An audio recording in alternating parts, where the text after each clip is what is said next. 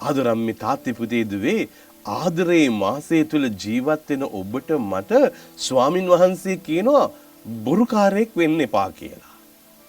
දැන් ගොඩක් වෙලාවට අම්මේ තාත්ති පුතේ දුවේ මේ ආදරයයි බොරුවයි කියන දේ දෙකම එකට තමයි මේ වචන දෙක ගලපගෙන යන්නේ ගොඩක් අය. ගොඩක් අය කියනවා අනේ ඔයා මේ මට බොරුවක්නේ කරන්නේ. මේක මහා බොරුවක්. මේ නැහැ මං වට ආදරේ නැහැ ආදරේ නම් මට දැනෙන්න එපා. ආදරේ මට වාගේ දැනෙන්නේ නැහැ. ඒ නිසා මේක ඔයා මට බොරුවක් කරන්නේ. එනිසා මේ බොරුවයි ආදරයයි කියන එක ඇතුලේ ලොකු පැටලවිල්ලක් තියෙනවා. පොඩි ගැට්ටණයක් තියෙනවා. ඇත්ත. ඇයි මේ ගැට්ටණය ඇති වෙන්නේ? ආදරය කරන කෙනෙකු තුල මෙන්න ජීවමාන ශක්තියක් සහ ක්‍රියාදාමයක් තියෙනවා. මොනවද මේ ක්‍රියාදාමය? මේ ක්‍රියාදාමයේ ඉස්සෙල්ලාම ඇති වෙන්නේ මේ විදියට. 1 ජුවම් 4:19 ඔබ කියවලා බැලුවොත් මෙහෙම කියනවා. අප ප්‍රේම කරන්නේ උන්වහන්සේ පළමු කොට අපට ප්‍රේම කළ බැවිනි. ඒ නිසා මේ ප්‍රේමේ අයිතිකරු කවුද? ආදරය ගැන කතා කරනවා. ආදරය ස්ථාපිත කරපු කෙනා, ආදරය ආරම්භ කරපු කෙනා, ආදරය ජීවමාන කරපු කෙනා දෙවියන් වහන්සේ, ස්වාමින් වහන්සේ, ක්‍රිස්තුස් වහන්සේ, සුදාත්මයන් වහන්සේ. මේ සුදු ත්‍රිත්වයක ආදරයක්. නමුත් අවාසනාවට අපි ආදරය ගැන කතා කරන්නට යන්නේ ආදරේ නිර්මාතෘගෙන් තොරව. ආදරේ නිර්මාතෘගෙන් බැහැරව. ආදරේ ස්පිරිතුවෙන් බැහැරව. ඒ නිසා තමයි අම්මේ තාත්ති පුතේ දුවේ ආදරය කරාට මේ ආදරේ ඇතුලේ ලොකු හිස් භාවයක් තියෙනවා. දැන් මේ මිනිස්යාගේ ආදරය මතු වෙනවා.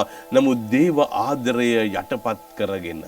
ඒ නිසා මේ දේව ආදරය මුල් කරගෙන මිනිස්යා ආදරය කරන්න පටන් ගත්තොත් එතනදී ඒ ආදරය ජීවමාන අත්දැකීමක් බවට පත් වෙනවා. ඉතින් ගොඩක් වෙලාවට අපේ ගෙවල් වල මේ මොහොතේදී අම්මේ තාත්ති පුතේ දුවේ මේ දෙවියන් වහන්සේට මං ආදරය කරන්න ඕනයි කියන සිතුවිල්ල නැතිව ගිහිල්ලා. ඒ නිසා මේ විදිහට කියනවා. මොනවද කියන්නේ? යමෙක් මම දෙවියන් වහන්සේට ප්‍රේම කරයි කියමින් තම සහෝදරයට වෛර කරයි නම් ඔහු බොරුකාරයෙකි. පෙනෙන සහෝදරයට ප්‍රේම නොකරන්නාට නොපෙනෙන දෙවියන් වහන්සේට ප්‍රේම කළ නොහැකිය. දෙවියන් වහන්සේට ප්‍රේම කරන තැනැත්තා තම සහෝදරයට ප්‍රේම කළ යුතුය යන ආඥාව අපි උන්වහන්සේගෙන් ලැබෙමු. ඒ නිසා රත්තරන් අම්මේ තාත්තේ පුතේ දුවේ ඔබේ මගේ ජීවිතේට මේ මොහොත වෙනකොට මේ වරප්‍රසාදයේ උල්පතට යන්නට ඕනේ.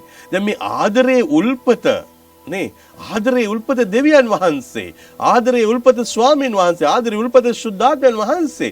දැන් අපි මොකද කරන්නේ? අපි කියනවා ඔයාගේ වැඩේ පල්ලි යන එකනේ, ඔයාගේ වැඩේ යාඥා කරන එක, ඔයාගේ වැඩේම මේ දෙයියෝ ගැන කතා කරන එකනේ.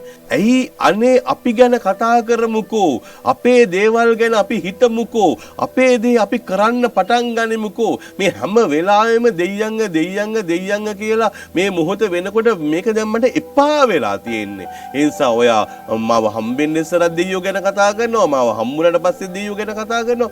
මොකද්ද මේ වෙලා තියෙන්නේ? ඔයාලට මොකද්ද මේ ඇතිලා තියෙන පිස්සුව?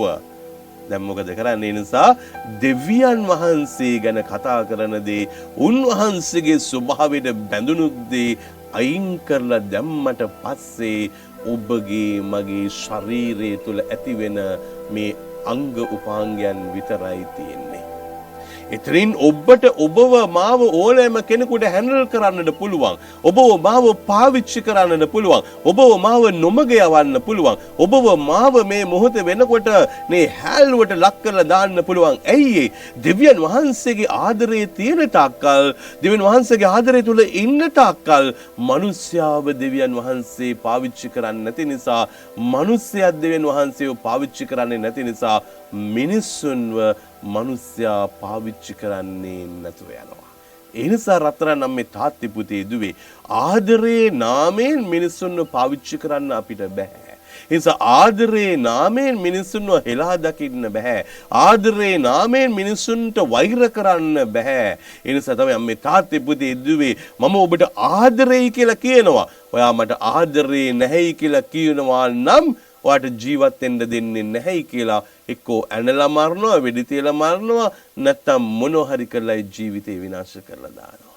ඒ නිසා දෙවියන් වහන්සේගේ ආදරයෙන් පිරීලා ජීවත් කරවන්න ඕන අපි මේ මොහොතේ මනුස්ස ආදරය තුල ආත්මාර්ථකාමීත්වය තුල පිරීලා මනුස්සයව විනාශ කරනවා. එහෙනම් අපි පටන් ගමු අලුත් ජීවිතයක් මේ මාසේ 30 පිටයි.